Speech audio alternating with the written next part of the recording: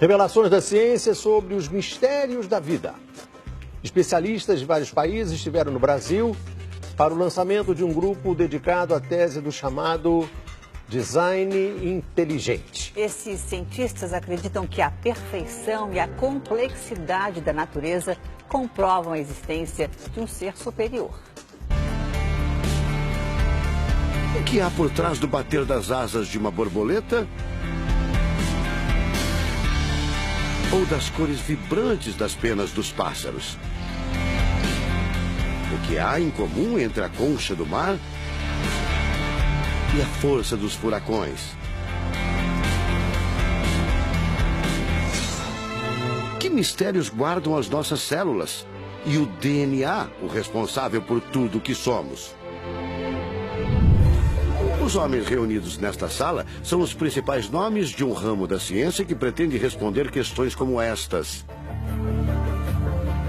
Ao contrário do que a gente apregoou por 150 anos, há evidências de inteligência na vida e no universo. Eles são estudiosos do chamado design inteligente, uma linha de pesquisa que acredita que a complexidade da vida e a perfeição da natureza comprovam a existência de um ser superior. A vida foi feita pronta, o universo foi feito pronto, planejados por um ser extremamente inteligente, com design, com arte, com perfeição. Marcos Eberlin coordena o Núcleo de Pesquisa em Ciência, Fé e Sociedade, recém-inaugurado por uma das maiores universidades de São Paulo, em parceria com instituições americanas. Outro defensor do design inteligente é o doutor em bioquímica e professor americano Michael Behe.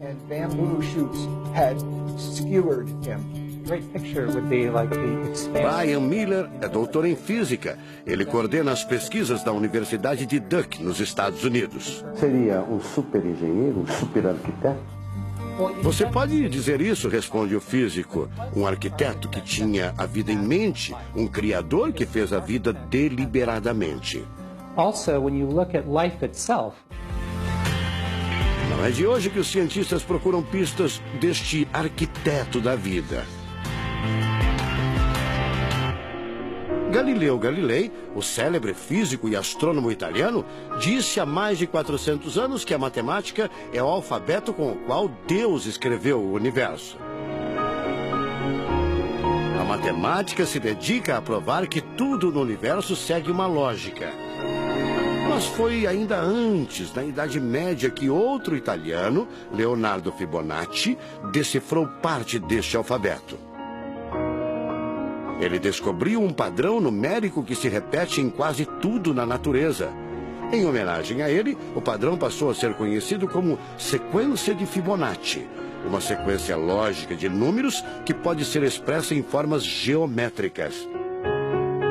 Em cada quadrado, a gente consegue construir arcos, são aquelas linhas tortas, né? A gente consegue ligar um arco com o outro. Quando você liga um arco, um outro arco, um outro arco, um outro arco, um outro arco, e vai seguindo um outro arco, pensando no próximo quadrado, um outro arco.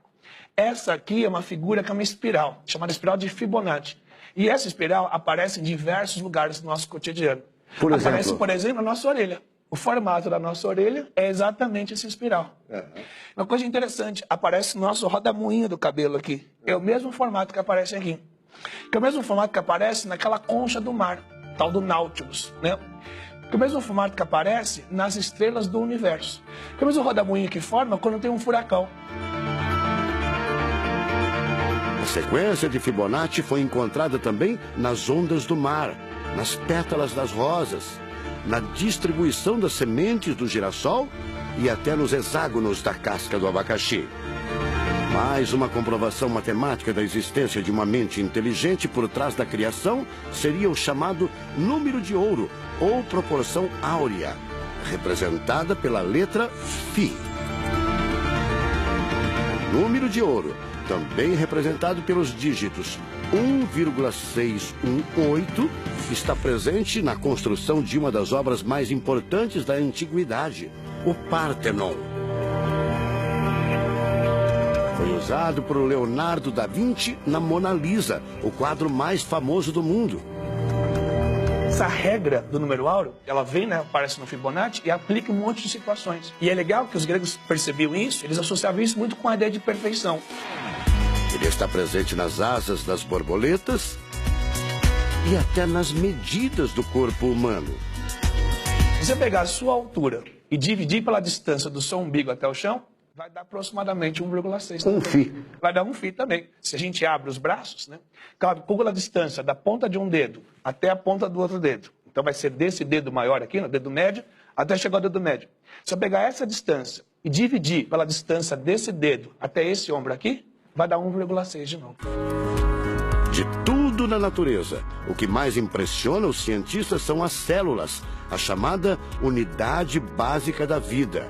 São as menores partes que compõem os seres vivos, vegetais ou animais. O corpo humano é formado por cerca de 100 trilhões de células que dão origem a tecidos e órgãos. We cannot be accidentally caused. Life is not an accident.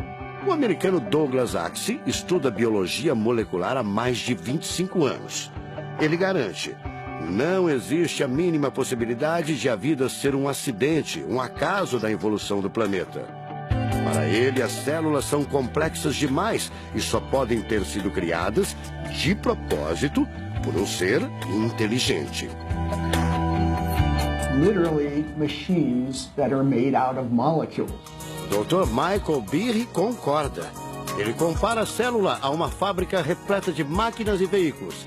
Ela produz e troca com as células vizinhas os elementos fundamentais à vida. Tudo coordenado por uma espécie de computador central, o chamado DNA. Você já deve ter ouvido falar dele. O DNA é um conjunto de informações genéticas que definem as características dos seres vivos. Entre os humanos é o DNA que informa o sexo, a cor da pele e do cabelo e o formato do rosto, entre outras coisas. São 6 bilhões de informações condensadas numa estrutura microscópica extremamente eficiente. O presidente da Sociedade Brasileira do Design Inteligente considera o DNA o mais avançado código de que se tem notícia. A gente tem a molécula de DNA como um modelo. Por quê? Porque quando a gente descobriu essa molécula, a gente viu que é uma molécula fantástica, maravilhosa. E ali evidências e mais evidências de que uma mente inteligente projetou a vida. Porque é o software da vida. E esse software tem o quê? Tem ali um código. E a gente sabe que códigos emanam de mentes inteligentes. Nos Estados Unidos, um grupo de pesquisadores afirma ter identificado uma sequência de números que sempre se repete no DNA humano. Seria uma espécie de assinatura de Deus, segundo o engenheiro da computação Greg Braden. So now we have a definition. Ao considerar a carga dos elementos químicos do DNA, os pesquisadores teriam identificado o seguinte padrão numérico: 10, 5, 6, 5. Eles então passaram a tentar decifrar esse código e tiveram a ideia de substituir os números por letras hebraicas.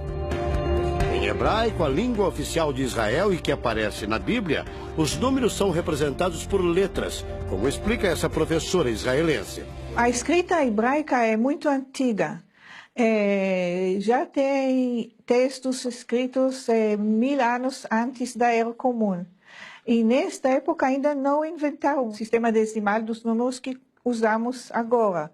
Na Bíblia, o Primeiro Testamento, podemos ver não só os números dos versículos e os números dos capítulos, mas também as páginas. A contagem das páginas está feita em letras e não em números. A sequência numérica 10, 5, 6, 5 foi transcrita para as respectivas letras em hebraico: Yud, Rei, Vav, Rei. Veja o resultado. A sequência corresponde à palavra Javé, ou Deus, em hebraico. Apesar de todo o avanço da medicina, cerca de 90% das informações genéticas ainda são um mistério. O professor Eberlin diz que as descobertas científicas trazem implicações sérias para toda a humanidade. Mas cada vez mais reforçam os argumentos de quem acredita no design inteligente, a assinatura de uma força superior. A gente vai ter que entregar essa informação para a filosofia e para a teologia.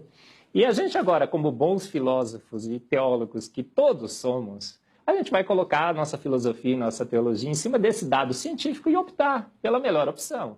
Eu, óbvio, acho que a melhor opção é Deus. Como gente, a gente tem esse direito, né, de especular em cima da descoberta científica de que uma mente inteligente orquestrou o universo e a vida.